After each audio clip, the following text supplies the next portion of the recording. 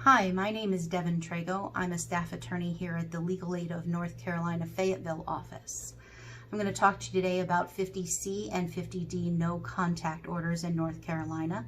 This information is current as of September 2020. If you need more information, contact an attorney. If you want to contact Legal Aid, our phone number is 1-866-219-5262.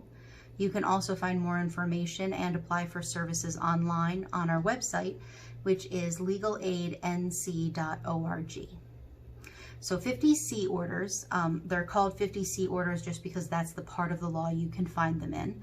Technically, they're called no contact orders for stalking or non-consensual sexual contact, which is why they're called 50C. It's a lot shorter. So to understand 50Cs, you have to understand a little bit about 50Bs. 50Bs are domestic violence protective orders, or DVPOs. They're what people usually think when you think about a protective order or restraining order. To get a 50B order, you need to have a personal relationship with the defendant.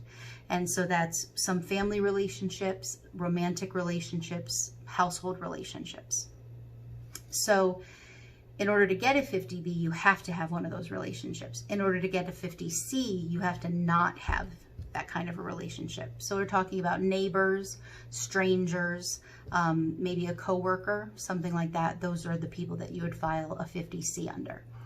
Now, where 50Bs you can file for sexual contact, stalking, injury, or threats, a 50C is only available for stalking and non-consensual sexual contact. So it's important to know that if you do have the relationship with someone and you cannot file a 50C, then you should file a 50B. And if you're looking to file against someone that you don't have a personal relationship with for injury or threats, that you can use the criminal system to file those kind of charges against the person and seek protection via the criminal realm.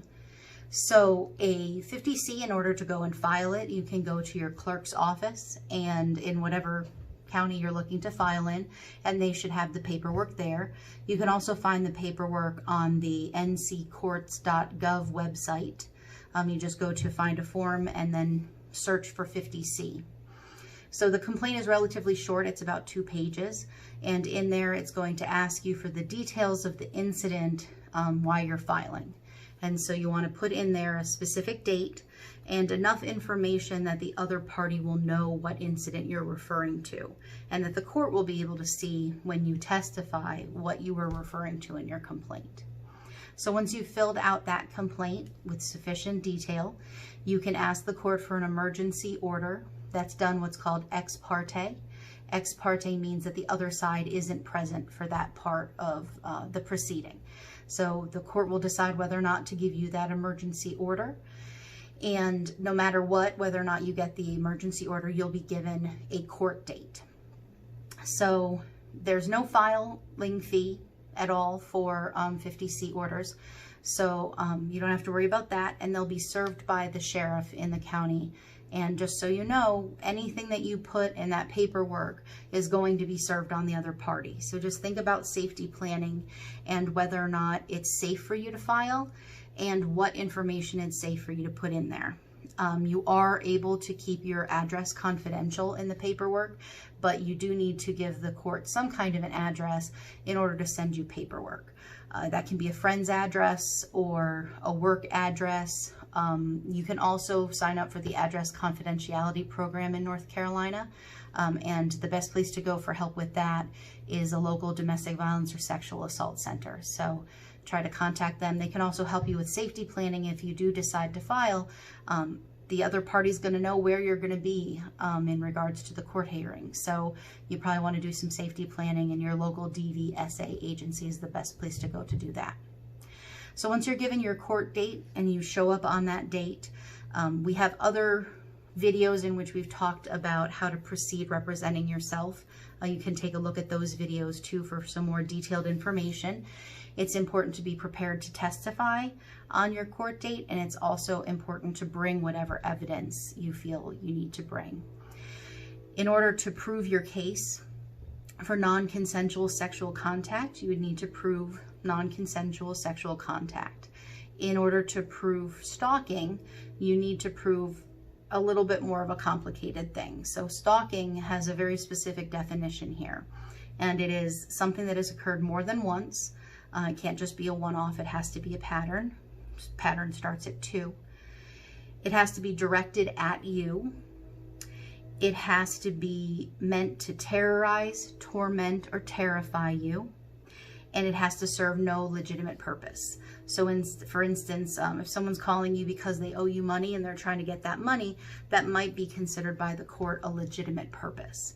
But if you gave your number to somebody and then decided you did not want to pursue a romantic relationship with them and they keep calling and contacting you, then that is not a legitimate purpose. So you also have to prove that the person intended to put you in substantial emotional distress and that the actions did in fact put you in substantial emotional distress. So you need to put in your complaint and testify to the effect that everything has had on you. If it's affected your sleep, if you're looking over your shoulder, having issues at work, have had to talk to a therapist or go on medication. Those are all things that can indicate that substantial emotional distress. And finally, you have to prove that you are in fear of the harassment continuing, of death, or of bodily injury. And so those are all things, you just look at that list that I just gave you and think about facts that you can give the court that match up to show all of those elements. So after you testify, the other party will be able to cross-examine you. If they have an attorney, the attorney would handle that, and then they'll be able to put on their case. So after all of that happens, the court will decide whether or not to give you the relief that you're seeking, whether or not to give you an order. If the court does decide to give you an order, you will get that paperwork. The court will decide how long of an order. It can be up to a year. And that order can be renewed. So say you get an order on September 11th, 2020, it's going to expire on September 11th, 2021. Make sure that before September 11th, 2021, you ask to renew it. So that is your 50C orders. 50D orders are a little bit different. They are called a permanent civil no contact order against a sexual offender. So in this case, there is no requirement in terms of relationship. You can have a personal relationship with the other party, or you cannot have a personal relationship. That doesn't matter. But what you do need to have is an incident of non-consensual sexual contact that occurred in North Carolina and has led to a conviction that required the other party to be put on the sexual offender registry. So if all of those things are true, this may be something that would work for you.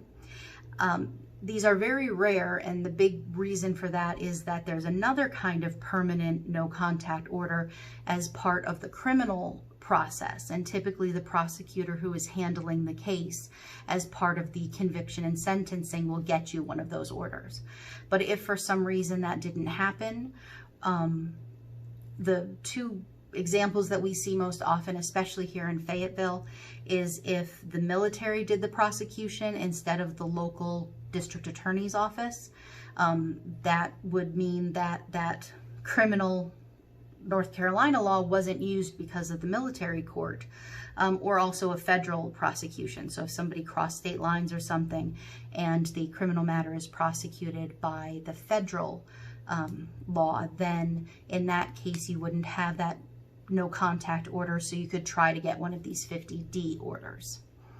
So similarly, your local clerk should have the paperwork, and you can also find it on nccourts.gov. This is an even simpler complaint, and the information you need to provide, you don't necessarily need to provide a lot of information about the incident, because the fact that they were convicted takes care of that. So you have to put information about the conviction, so make sure that you have that. You also have to explain to the judge why you are fearful. There's a requirement in this part of the law that you are fearful, and you need to explain it to the judge why. So the complaint will be filed and served. Similarly, there's no fee for service, and the sheriff will take care of it. There's no filing fee either. Once it's served and you have your court date, Same, come prepared to testify. You want to bring proof of the conviction. You may also want to bring proof of service if you have that as well. The court may have that, but if it's something that you've done, you need to bring that with you. At the hearing, you will need to prove that there was a conviction, that you don't have the criminal kind of order, that you are fearful, and that the other party was served with the paperwork. And if you prove all of those things, then the court can give you an order, which will last your lifetime. That's what permanent means in this case. As long as you're alive, you'll have that protection. You don't have to ask for it to be renewed. It's automatically in place forever. So thank you for listening, and please contact Legal Aid if you have any questions at all.